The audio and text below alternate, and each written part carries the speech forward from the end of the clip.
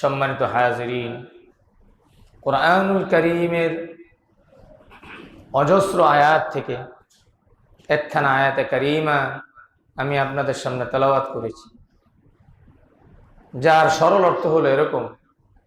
আল্লাহ রাব্বুল আলামিন বলেন, এই পৃথিবীতে মানব দানবের মধ্যে যাদেরকে আমি ইউতিল হিকমা, হিকমত যাদেরকে আমি দিয়েছি, এখানে হিকমত মানে হলো ইলম, কোরআন ও হাদিসের ইলম, ইলমে ওহী, পৃথিবীর যাকেই আমি দিয়েছি, এটা আমি যাকে চাই তাকেই দিই। আমি চাইবো না আর কেউ ইলমের অধিকারী হয়ে যাবে, তা হবে না। আল্লাহ বলেন, মাইয়াশা, যার ব্যাপারে, যে লোকটির ব্যাপারে আমি মনে করি তাকে ইলম দিব, তা আমি তাকে ইলম দিই। এটা আল্লাহ তাআলার ঐচ্ছিক ব্যাপার। আল্লাহ যাকে ইচ্ছা তাকে মনোনীত করেন এবং তার সিনার ভিতরে আল্লাহ তাআলার পবিত্র ইলম, ইলমে ওহী আল্লাহ তাআলা তার সিনায় ঢেলে দেন, সেখানে আল্লাহ তাআলা সংরক্ষণ করেন। এরপর আল্লাহ পাক বলতেছেন, আরেকটু আগ বাড়িয়ে বলতেছেন, আল্লাহ পাক বলেন, ওয়ামান ইউতাল হিকমা, তবে তোমাদেরকে আমি বিশেষ দৃষ্টি আকর্ষণ করে বলতে চাই, যাদেরকে আমি এই হিকমা দান করেছি, এই ইলমে ওহী যাদেরকে দান করেছি, ফাকাদ উতিয়া খায়রান কাসীরা, আমি তাকে খায়রে কাসীর দান করেছি। সুবহানাল্লাহ। খায়রে কাসীর এটা আরবি শব্দ, সবাই আমরা নাও বুঝতে পারি। খায়রে কাসীর বলা হয় অনেক কল্যাণ। এখন এই অনেকটা যে কত অনেক, কিভাবে বুঝাবো আপনাদেরকে? স্বাভাবিক বাংলা শব্দ দিয়ে বোঝানোর চেষ্টা করি, আপনারা জ্ঞানী মানুষ। আমি যদিও ছোট আকারে বলবো, আপনারা বড় আকারে বুঝে নিন যে খায়রে কাসীর যে অধিক কল্যাণ, এই কল্যাণটা যে কত বড় কল্যাণ, কত বেশি কল্যাণ, কত পরিমাণ বেশি, এটাকে কিভাবে বললে যে বেশি হবে, আমার সেই শব্দ ভাষা জানা নাই। কোরআনের শব্দটা আপনাদের সামনে পেশ করলাম, আর দুনিয়ার কিছু স্বাভাবিক কথাগুলোকে আমি হাদিসের রেফারেন্স দিয়ে বা উদ্ধৃতি দিয়ে বলবো, মিলিয়ে দেখবেন যে কত কল্যাণ এর মধ্যে নিহিত আছে। হাদিসের মধ্যে আসছে, আল্লাহ তাআলা মানুষের মাথার উপরে 7 তবক আসমান নির্মাণ করেছেন। সুবহানাল্লাহ। প্রথম আসমানের দৈর্ঘ্য প্রস্থ কত আপনারা জানেন? পৃথিবীর কোন বিজ্ঞান আজ পর্যন্ত তার মাপ বলতে পারে না, আজীবনও বলতে পারবে না, বলা সম্ভব না। আমরা এতটুকু ধারণা করি যে কি পরিমাণ বড় হইতে পারে। এই আসমানের নিচে যত গ্রহ নক্ষত্র যা কিছু আছে, এই সবগুলোকে যদি প্যাকেট করে প্রথম আসমানের নিচে রাখা হয়, হাদিসের মধ্যে আসছে এটাকে কেমন যেন পেঁয়াজের খোসার মতো লাগবে। আচ্ছা, এখন মনে করেন পেঁয়াজের একটা খোসা যদি মসজিদের ওই কোণায় পড়ে থাকে, এই কোণা থেকে কি দেখা যাবে? তাহলে প্রথম আসমানটা কত বড়। এবারে বলতেছে যে প্রথম আসমানের অবস্থা এত বড়। এবার শোনো, প্রথম আসমানকে যদি প্যাকেট করে আর ওটার নিচে যা আছে সবগুলোকে যদি প্যাকেট করে একসাথে পোটলা বানিয়ে দ্বিতীয় আসমানের সামনে রাখা হয়, তো ওটাকে লাগবে খেজুরের বিচির মতন। এখন আরো এর চেয়ে ছোট কি আছে আমি জানি না, সরিষার দানা আছে। এবার আপনার দ্বিতীয় আসমান এবং প্রথম আসমান এবং এর নিচে যা আছে সবগুলোকে যদি একসাথে কষ্টিপ মেরে তৃতীয় আসমানের সামনে রাখে, তো সরিষার দানার মতো মনে হবে। তাও সরিষার দানাটা কেমন? মনে করেন সারা পৃথিবীর পানি, জল এবং স্থল যদি এক করে এটাকে মনে করেন তামার জমিন বানায় দেন, আর ওই জমিনের মিডল পয়েন্টে যদি আপনি সরিষা দানা রাখেন, ওটা দেখার মতন কোনো সুযোগ আছে? পৃথিবীতে এমন কোন যন্ত্র আছে ওই সরিষার দানা দেখতে পারে? আচ্ছা, এইবারে আপনারা মিলায় দেখেন, 7 তবক আসমান এবং 7 তবক জমিন সবগুলোকে যদি একত্র করে আল্লাহ তাআলার আরশে আজিমের সামনে রাখা হয়। তো ওগুলা কেমন যেন মনে হবে যে কাগজ মোড়ায়া ফালায় রাখছে কোন এক ফিল্ডের মাঝখানে, যেগুলা দেখার চোখে সীমানে আসার মতন কোন যোগ্যতা তাদের নাই। খায়রে কাসির কাকে বলে? তাফসীরের মধ্যে আসছে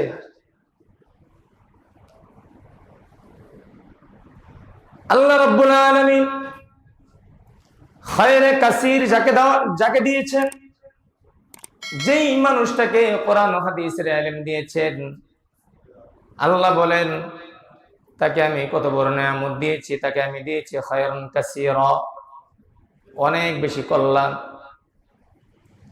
শুনে রাখো মুসলমান, কল্যাণটা কত বেশি হবে? পূর্বের কথা অনুযায়ী যদি আমরা ধরে নেই তাম পৃথিবীর জমিনটাকে যদি আমরা পৃথিবীর দামি দামি সম্পদ দিয়ে যদি ভরে দেই,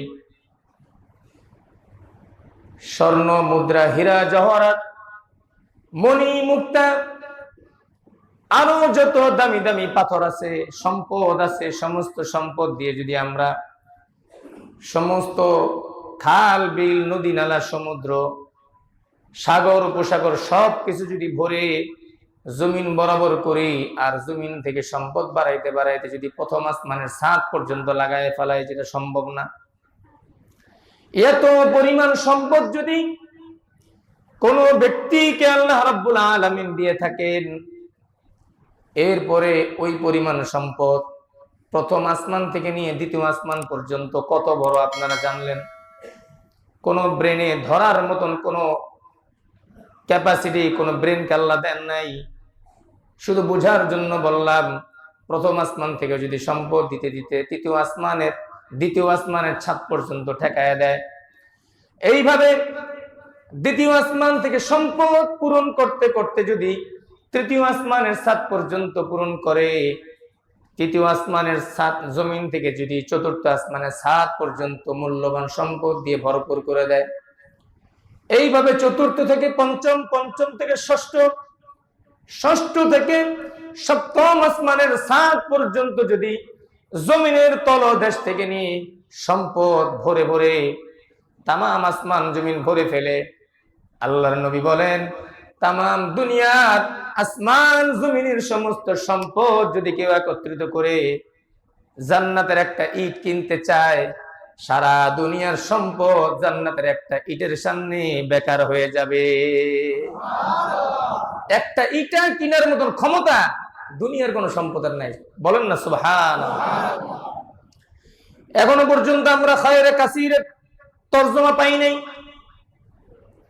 জান্নাতের একটা ইট কিনার মতন ক্ষমতা দুনিয়ার কোন সম্পদের নাই।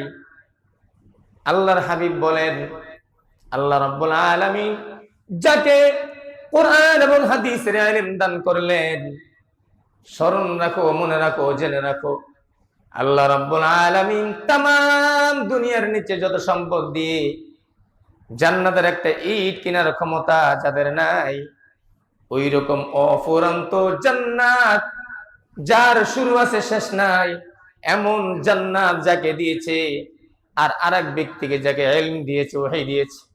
আল্লাহর নবী বলতে চান, যাকে জান্নাত দিয়েছে, যাকে ইলম দিয়েছে, জান্নাতের চাইতেও বড় নিয়ামত তাকে দিয়েছে যাকে ইলম দিয়েছে। সুবহানাল্লাহ। আল ইলমু নূরুম মিন ইলাহি, ইলম একটা নূর, যেই নূরটা সরাসরি আসে আল্লাহ রাব্বুল আলামিনের পক্ষ থেকে। আল্লাহ রাব্বুল আলামিনের পক্ষ থেকে যে ইলম আসে, যে নূর আসে, সেই ইলম তো অবশ্যই জান্নাতের চাইতে বেশি দামি হয়ে থাকে। আল্লামা শেখ সাদি রাহমাতুল্লাহ আলাইহি বলেন, বনি আদম আজ ইলম ইয়া বদ কামাল, না আজ হাশমত জা ওয়া মালু মানাল। দুনিয়ার বুকে মানুষ যে সাজসজ্জা গ্রহণ করে, নিজেদের সৌন্দর্য প্রকাশ করার জন্য যে সমস্ত মাধ্যমগুলো মানুষ গ্রহণ করে, কেউ জামা কাপড়ের মধ্য দিয়ে মানুষের সৌন্দর্য প্রকাশ করে, আবার কেউ ইলমের মাধ্যমে মানুষের সৌন্দর্য প্রকাশ করে। তবে আল্লাহ রাব্বুল আলামিন যাদেরকে ইলম দান করেছেন, জ্ঞান দান করেছেন, প্রকৃতপক্ষে ও তারাই সৌন্দর্য, তারাই সুন্দর, যাদেরকে আল্লাহ রাব্বুল আলামিন কোরআন হাদিসের জ্ঞান দ্বারা পরিপূর্ণ করে দিয়েছেন। সুবহানাল্লাহ। চুশম্মাজ পাই ইলম ইয়া বাদ কামাল, না আজ হাশমাতো যা ওয়া মালো মানার। পৃথিবীতে তোমরা যারা দুনিয়ায় শিক্ষায় শিক্ষিত হয়েছো, দুনিয়ার শিক্ষা যারা অর্জন করে যারা জ্ঞান গরিমা বাড়িয়েছো, সালাম জানাই তোমাদের, সম্মান জানাই তোমাদের, তোমাদের কপালে চুমা দেই, কারণ তোমরাও একটা জ্ঞান শিখেছো, জ্ঞান অর্জন করেছো। অন্তর থেকে শ্রদ্ধা জানাই। কিন্তু ভাইয়েরা আমার, দুনিয়ার কোন ইলম দ্বারা আল্লাহ রাব্বুল আলামিনকে চেনা যায় না। আল্লাহ রাব্বুল আলামিনকে যদি চিনতে হয়, তাহলে কোরআন হাদিসের ইলম ছাড়া কোনোভাবেই সম্ভব না। কে বে ইলমে না তুয়া খুদারা শনাখ, কে বে ইলমে না তুয়া খুদারা শনাখ। কোরআন হাদিসের ইলম ছাড়া আল্লাহকে তো চেনা যায় না। দুনিয়ার সব নাজ নেয়ামত তুমি পাইলা, দুনিয়ার সব ধন সম্পদ তুমি পাইলা, কিন্তু আল্লাহকে পাইলা না। তুমি দুনিয়ার কিছুই পাইলা না। আরেকজন ব্যক্তি দুনিয়ার কিছুই তার কাছে নাই, নাই তার কাছে কোনো ধন সম্পদ, নাই তার কাছে কোনো টাকা পয়সা, কিন্তু সে আল্লাহকে পেয়ে গেছে। মনে রাখবা, দুনিয়ার সবচেয়ে দামি সম্পদ আল্লাহ তাকে দিয়ে দিয়েছে। ইলম ওয়ালাদের ব্যাপারে হযরত আলী কি বলেন দেখেন। হযরত আলী একবার ভর মজলিসে আহলে ইলম, যাদেরকে ইলম আল্লাহ তাআলা দান করেছেন, তাদের ব্যাপারে হযরত আলী রাদিয়াল্লাহু তাআলা আনহু বলেন, হযরত আলীর কওল, রাদিনা রাদিনা ইসমাতাল জাব্বারি ফিনা, লানা ইলমুন ওয়ালিল জুহালি মালু। হযরত আলী রাদিয়াল্লাহু তাআলা আনহু বলেন, রাদিনা ইসমাতাল জাব্বার, আল্লাহ রাব্বুল আলামিনের পক্ষ থেকে যে বন্টন হয়েছে, দুটি বন্টন হয়েছে। একটা বন্টন হলো দুনিয়া, আর একটা বন্টন হলো ইলম। হযরত আলী রাদিয়াল্লাহু তাআলা আনহু শুকরিয়া স্বরূপ সারা দুনিয়ার মানুষকে জানান দিয়ে বললেন, রাদিনা কিসমাতাল জাব্বারি ফিনা, লানা ইলমুন ওয়ালিল জুহালি মালু। আমরা আল্লাহর কাছে সন্তুষ্ট প্রকাশ করছি, শুকরিয়া আদায় করছি যে মহান আল্লাহ রাব্বুল আলামিন আমাদেরকে ইলম দ্বারা পরিপূর্ণ করে দিয়েছে। সুবহানাল্লাহ। ফাইন্নাল মালা ইয়াফনা আন করিবিন ওয়া ইন্নাল ইলমা বাকিন লা ইয়াজালু। কারণ দুনিয়া তো ধ্বংসশীল, আর দুনিয়া ফানিয়া, কুল্লু মান আলাইহা ফান। দুনিয়া ধ্বংসশীল, দুনিয়া যারা কামাই করবে তারাও ধ্বংস হবে, দুনিয়া ধ্বংস হবে। সুতরাং যে জিনিস ধ্বংসশীল, যা ধ্বংসের যোগ্য, এইটা পাওয়া কোনো বীরত্বের বিষয় না, কোনো প্রশংসার বিষয় নয়। বরং ওই জিনিস যদি কেউ পেয়ে থাকে, যে জিনিসের কোনো ধ্বংস নাই, আর যে জিনিস অর্জন করলে তারও কোনো ধ্বংস নাই। সুবহানাল্লাহ। হযরত আলী বলেন, ওয়া ইন্নাল ইলমা বাকিন লা ইয়াজালু। ইলম যদি আল্লাহ তাআলা কাউকে দিয়ে থাকেন, সেটা হলো চিরস্থায়ী, যেই ইলমের কোনো ক্ষয় নাই, কোনো লয় নাই। করেন না সুবহানাল্লাহ। আপনারা বলবেন যে হুজুর, মারা গেলে দুনিয়া যেরকম খালি হয়ে যায়, ইলমও তো খালি হয়ে যাওয়ার কথা, কারণ কবরে তো মানুষ ইলম নিয়ে যায় না। কথা বলেন ঠিক কিনা? কবরে না খালি, এই ইলম জান্নাতের ভিতরেও থাকবে। জান্নাতের ভিতরেও আলেমরা ইলম দিয়া আল্লাহ তাআলার কাছ থেকে কিছু নিয়ে মুসল্লিদেরকে দিবে। মুসল্লিরা সেখানে গিয়ে হাক্কা বাক্কা খেয়ে যাবে। আল্লাহ জিজ্ঞেস করবেন, তোমাদেরকে যা দিছি তোমরা কি সন্তুষ্ট কিনা? পাবলিক তো খুশি, কি বলেন আল্লাহ, এইরকম জান্নাত পাইছি, এরপরে খুশি না থেকে পারি? তাহলে আমরা বলবে, আরে মিয়া কি পাইছেন আপনারা, আরো মজার জিনিস রয়ে গেছে। বলেন যে না আল্লাহ আমাদের আরো কিছু লাগবে। তাই মুসল্লিরা আবার ঘুরবে ইমাম সাহেবের দিকে, কি করবো? তখন এই আলেমরা শিখাবে যে বলেন যে আল্লাহ দুনিয়াতে ইবাদত বন্দেগী করছে আপনাকে না দেখে, জান্নাত টান্নাত দিয়ে আমাদের কি কাজে আসবে আপনাকে দেখতে চাই। ইলম ছাড়া আপনি আল্লাহকে দেখতে পারবেন এই কথা পাবেন কোথায়? ওলামায়ে কেরাম জান্নাতে গিয়েও ইলম প্রকাশ করবে। সুবহানাল্লাহ। দুনিয়া ধ্বংসশীল, ওটা কবর পর্যন্তই শেষ। দুনিয়া তো কবর পর্যন্ত যায় না, কবর পর্যন্ত যায় আত্মীয় স্বজন। দুনিয়া এই যে আপনি যে লাশ হয়েছেন, ওই লাশ পর্যন্ত দুনিয়ার লাগে আপনার কাটা শেষ। লাশ হওয়া মানি আর আপনার কাছে দুনিয়া নাই, সম্পদ নাই, সম্পদ এখন অন্যের হাতে। হযরত আলী রাদিয়াল্লাহু তাআলা আনহু তো মহাজ্ঞানী ছিলেন, অনেক বড় পণ্ডিত ছিলেন। কেমন জ্ঞানী ছিলেন? আল্লাহর নবী ওনার জ্ঞান প্রকাশ করতে গিয়ে বললেন, আনা মাদিনাতুল ইলম, আমি ইলমের শহর, ওয়া আলিয়ুন বাবুহা, সেই ইলমের দরজার ফটক যদি কেউ হয় সে আর কেউ নয়, সে হলো হযরত আলী রাদিয়াল্লাহু তাআলা। সুবহানাল্লাহ, কত বড় জ্ঞানী মানুষ। আমরা তো কোরআন হাদিস যারা শিখি এদেরকে জ্ঞানী মানতেই চাই না, মনে করি কিছু জানিই না। আলহামদুলিল্লাহ অনেকে মনে করে, অনেকে সম্মান দেয়। তো যারা সম্মান দেয় তারা তো সুস্থ মানুষ, সুস্থ মানুষের জন্য তো কোনো কথা নাই, কথা হইলো সব অসুস্থ মানুষের জন্য। কথা বলেন ঠিক কিনা? ভাই ডাক্তারের কাছে যারা যায় কি সুস্থ শরীর নিয়ে যায় নাকি? অসুস্থ শরীরের ট্রিটমেন্ট নেওয়ার জন্য ডাক্তারের কাছে যায়।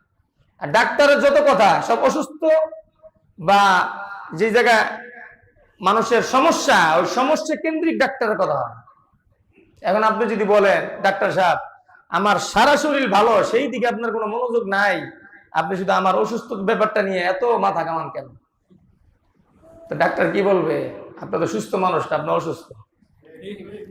ডাক্তারের কাজই হইলো অসুস্থ নিয়ে কথা বলা। যেটা সুস্থ আছেন সেটা তো আছি, এটা নিয়ে তো কথা বলার কিছু নাই। কথা বলেন ঠিক কিনা? মসজিদের মিম্বরে তো অনেক কথা হয়, যেটা আপনার জন্য না সেটাও হয়, যেটা আপনার জন্য সেটাও হয়। কারণ যেটা আপনার জন্য না ওইটাও যদি আপনি আপনার গায়ে মেখে নিয়ে নেন, তাহলে এই দোষ কি ডাক্তারের? অনেক কথা হয়, আপনি যদি মনে করেন সবই আমাকে বলতেছে, এটা তো মুশকিল, কথাই বলা যাবে না।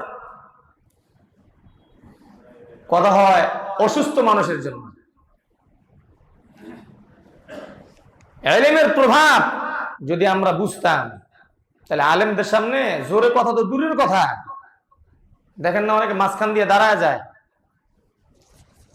দাঁড়াবে তো দূরের কথা, মাথা নিচু দিয়ে চোরের মতন বসে থাকতো, যদি ইলমের মর্ম আমরা বুঝতাম। আমরা ইলমের মর্ম বুঝি না, আলেমদের মর্ম বুঝি না। হাদিসের মধ্যে আসছে, আল্লাহর হাবিব সাল্লাল্লাহু আলাইহি ওয়াসাল্লাম বলেন, পৃথিবীতে যদি একজন আলেম মারা যায় তো সারা দুনিয়া মরে গেলে যত ক্ষতি হয় না, তার চাইতে বেশি ক্ষতি হয় একজন হক্কানি আলেম যখন দুনিয়াতে বিদায় নিয়ে যায়। কথা বলেন ঠিক কিনা? আল্লাহর নবীর কথা। মাউতুল আলিমি মাউতুল আলাম, একজন আলেমের মৃত্যু, একজন হক্কানি আলেমের মৃত্যু মানে সারা দুনিয়ার মৃত্যু। কই, এখানে তো আল্লাহর নবী বলে নাই একজন ডাক্তার মরে গেলে সারা দুনিয়ার মৃত্যু হয়ে গেছে, একজন ইঞ্জিনিয়ার মরে গেলে সারা দুনিয়া মারা গেছে, একজন কবিরাজ মরে গেলে সারা দুনিয়া মারা গেছে। এই জাতীয় কথা তো বললেন না। কেন বললেন না? সারা দুনিয়ার যত ডাক্তার, ইঞ্জিনিয়ার, যত বিজ্ঞানী, যত যা আছে, দুনিয়ার যত শিক্ষায় শিক্ষিত আছে, আগেই তো বললাম আপনাদের প্রতি হাজার শ্রদ্ধা, কিন্তু আখিরাতের লাইনে বেকার, 1 পয়সার দাম দুনিয়ার কোনো বিদ্যার নাই। কথা বলেন ঠিক কিনা? মানতে হবে তো। আপনি যদি মানতে পারেন তাহলে সামনে চলতে পারবেন, মানতে না পারলে বেকার।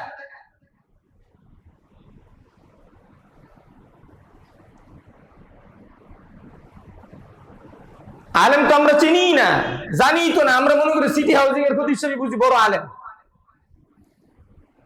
বাংলাদেশে এমন এমন আলেম আছে যাদের জুতা নেওয়ার মতন ক্ষমতা আমাদের নেই। মানে এই যে আপনাদের মসজিদে যিনি ইমাম খতিব, ওই সমস্ত আলেমদের জুতা নেওয়ার মতো সিরিয়ালও আমাদের নাই। এরকম বহু আলেম করে রয়েছে যাদেরকে আমরা চিনিও না, জানিও না, যাদেরকে আবার যারা চিনে তারা ঠিকই ইনভাইট করে। সৌদির বড় বড় শায়েখ, বড় বড় আলেমরা, ইমামরা যাদেরকে সমাদর করে, কদর করে। আরবের সবচেয়ে বড় মুফতি ছিলেন এবং আরবি সাহিত্যিক, যিনি মারা গেছেন, আবুল ফাত্তাহ আবুল কুদ্দাস রহমতুল্লাহ আলাই। তার কাছে পড়েছেন জগৎ বিখ্যাত, বর্তমান সময়ের বিখ্যাত আলেমে দ্বীন, আমাদের বর্তমান জাতীয় মসজিদের খতিব মুফতি আব্দুল মালিক সাহেব দামাত বারাকাতুহুল আলিয়া। সকলে বলি আলহামদুলিল্লাহ। এত বড় আলেম, বাংলাদেশের সম্পদ।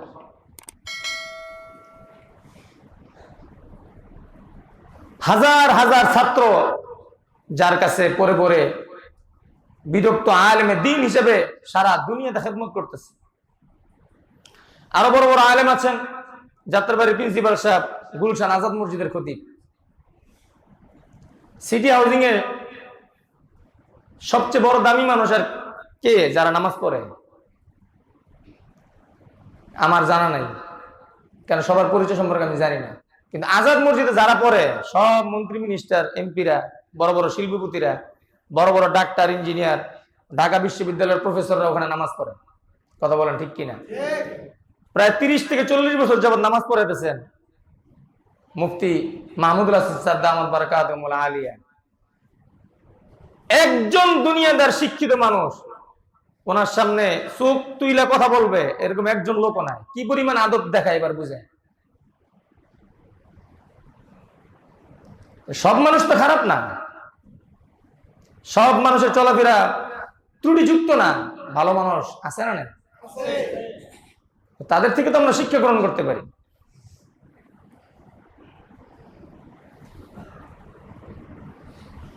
যারা আলেম তাদের দাম আল্লাহ তাআলা দুনিয়া তো দিয়েছেন, আখিরাত তো দিয়েছেন, দিবেন, জান্নাতে গিয়েও দিবেন।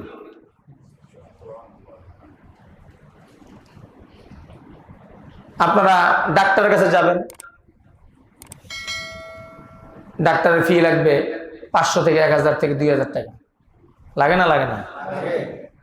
আপনি যাবেন উকিলের কাছে, 2000, 3000, 5000 টাকা পর্যন্ত ফি আছে। উকিলের সাথে কথা বলবেন, উকিল শুধু পরামর্শ দিবে।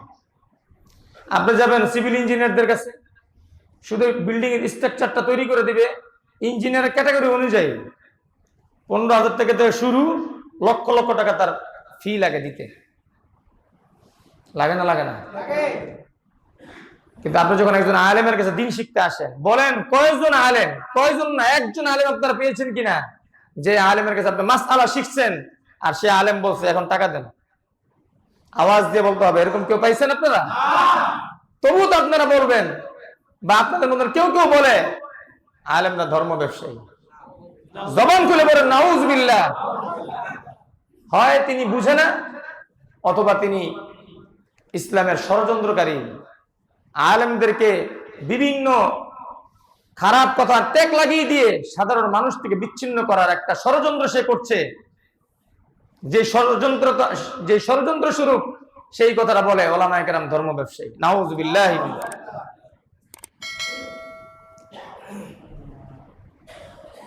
মুহতারাম হাজিরিন, ইলম হলো আসল সৌন্দর্য। এজন্য আল্লামা সিরিন রহমতুল্লাহ আলাইহি বলেন, ইন্না হাযাল ইলমা দীনুন, ইলম হলো দ্বীন। বলেন ইলম কি? দ্বীন। মানে আপনি যদি কোরআন হাদিসের জ্ঞান আপনার থাকে, মনে করেন নামাজ সম্পর্কে আপনি জানেন,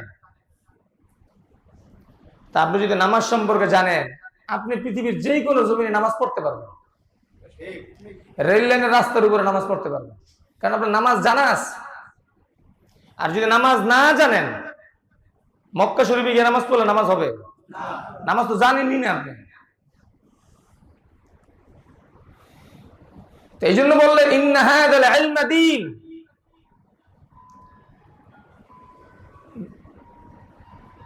মাসআলা সম্পর্কে জানা, দিন সম্পর্কে জানা, এটা মূলত দিন। আর দিন যদি আপনি সঠিকভাবে পালন করতে চান, ইলমের বিকল্প নাই, ইলম শিখতে হবে, তারপর দিনের উপর আপনি চলতে পারবেন, সহজ হবে। সেই দিন মানার ক্ষেত্রে, পালন করার ক্ষেত্রে আপনার সহায়ক হবে। মুহতারাম হাজিরিন, বিদগ্ধ আলেমে দ্বীনেরা আমাদের বাংলাদেশে খেদমত করে যাচ্ছেন, নিরলস ভাবে, নিঃস্বার্থ ভাবে মানুষকে দিন শিখাচ্ছেন, শরীয়ত শিখাচ্ছেন, আখিরাত শিখাচ্ছেন। কেন শিখাচ্ছেন জানেন? আল্লাহ তাআলা কোরআনে বলেন, মান কানা ইউরিদুল আজিলাতা আজ্জালনা লাহু ফিহা মা নাশা লিমান নুরিদু থুম্মা জাআলনা লাহু জাহান্নাম। দ্বীনের জ্ঞান যদি কারো কাছে না থাকে, তাহলে সে আখিরাত চিনবে না, আখিরাতের উপর চলতে পারবে না, আখিরাতের উপরে সে আগ্রহী হবে না। ফলে সে কি করবে? দুনিয়া অন্বেষণ করবে, দুনিয়া তালাশ করবে। আল্লাহ রাব্বুল আলামিন বলেন, যারা দুনিয়া অন্বেষণ করে, দুনিয়া তালাশ করে, দুনিয়া অর্জনের পিছনে নিজের জীবন যৌবন সবকিছুকে বিলিয়ে দেয়, সবকিছুকে শেষ করে দিয়ে দুনিয়া অর্জন করে, আল্লাহ রাব্বুল আলামিন বলেন, আমি তাদেরকে তাদের মানসা অনুযায়ী, চাহিদা অনুযায়ী কিছুটা দুনিয়া তাদেরকে আমি দেই। সুম্মা জাআলনা লাহু জাহান্নাম, এই দুনিয়া তাদেরকে দেওয়ার পাশাপাশি আমি আরেকটা জিনিস দেই, সেটা হলো জাহান্নাম। পড়েন নাউযুবিল্লাহ। সমস্ত নবীদের দাবি ছিল, তাদের মনের চাহিদা ছিল, একজন মানুষ যেন জাহান্নামে না যায়, প্রত্যেকটা মানুষ যেন আল্লাহ সন্তুষ্টি নিয়ে নিয়ে সে যেন জাহান্নাম থেকে দূরে সরে আর জান্নাতের নিকটবর্তী হয়, এটা প্রত্যেকটা নবীর চাহিদা ছিল। আর উলামায়ে কেরাম যেহেতু নবীদের ওয়ারিস, বিধায় প্রত্যেকটা হক্কানি উলামায়ে কেরাম দুনিয়া তার আসুক আর যাক, সে সেই দিকে পরোয়া করে না, সে লক্ষ্য রাখে নবীর উম্মত গুলো কি জাহান্নাম থেকে বাঁচলো কিনা। এই জন্য নবীর এই উম্মত গুলোকে বাঁচানোর জন্য কখনো রেজবিদের বিরুদ্ধে তারা কথা বলে, কখনো মাইজ ব্যান্ডের বিরুদ্ধে কথা বলে, কখনো আটরশির বিরুদ্ধে কথা বলে, কখনো সুরেশ্বরীর বিরুদ্ধে কথা বলে, কখনো কাদিয়ানীদের বিরুদ্ধে কথা বলে, আবার কখনো কখনো সাদিয়ানীর বিরুদ্ধেও সতর্ক করে। এটা উলামায়ে কেরাম করে, কারণ ওনাদের সাথে তো দুনিয়ার কোনো সম্পর্ক নাই। এই যে যাদের বিরুদ্ধে কথাবার্তা বলে উলামায়ে কেরাম, একজন দুজন উলামায়ে কেরাম, কয়জন উলামায়ে কেরাম? সারা পৃথিবীতে যারা লিড দেয়, সারা পৃথিবী যারা শরীয়তের বিষয়ে যারা সমাধান দেয়, এরকম গোনা বাঁচা 4-5 জন উলামায়ে কেরাম আছে। তার মধ্যে অন্যতম উল্লেখযোগ্য উলামায়ে কেরাম হলো যিনি পাকিস্তানের একসময় চিফ জাস্টিস ছিলেন, মুফতি তকি উসমানী সাহেব দামাত বারাকাতুহুল আলিয়া। সারা দুনিয়ার ভিতরে সবচেয়ে শ্রেষ্ঠ আলেম যাদেরকে বলা হয়, তার মধ্যে অন্যতম এবং 1 নম্বরে তাকে মনে করা হয়। সুবহানাল্লাহ বলেন। এখনো এই লোক জীবিত আছে, আমাদের বাংলাদেশে একাধিকবার আসছে। সারা দুনিয়ার বিদ্যাপীঠ ইলমের জন্য, সারা দুনিয়ার উলামায়ে কেরাম যে দারুল দেওবন্দকে ফলো করে ম্যাক্সিমাম টাইম, সেই দারুল দেওবন্দ কোন উলামায়ে কেরাম যদি বাতিল কোনো কথা বলে থাকে, তাদের ব্যাপারে সাধারণ উম্মতদেরকে সতর্ক করে। ভাই, এই সতর্ক করতে গিয়ে অনেক ওলামায়ে কেরাম নির্যাতনের শিকার হয়েছে, মার খেয়েছে, রক্ত দিয়েছে, রক্ত ঝরিয়েছে। মারছে কারা? এই মুসল্লিরে। আপনারা না, আপনারা তো আলহামদুলিল্লাহ অনেক ভালো মানুষ, আসলে ভালো মানুষ, আলহামদুলিল্লাহ বলেন। এই সেম কাজ, নবীদের সেম কাজটা মসজিদের মিম্বর থেকে ওলামায়ে কেরাম করেন। ভাই, আমরা বুঝাই দিব, বুঝাবো, বুঝানোর চেষ্টা করব, মানা না মানে এটা আপনাদের দায়িত্ব। আল্লাহ পাক আমাদের সবাইকে দ্বীনের প্রতিটা কথাকে সহজভাবে বুঝার তৌফিক দান করেন, বলি আমিন। এবং একে অপরকে সর্বোচ্চ শ্রদ্ধা দিয়ে আমরা যেন সমাজে বসবাস করতে পারি, চলতে পারি, বলেন আমিন।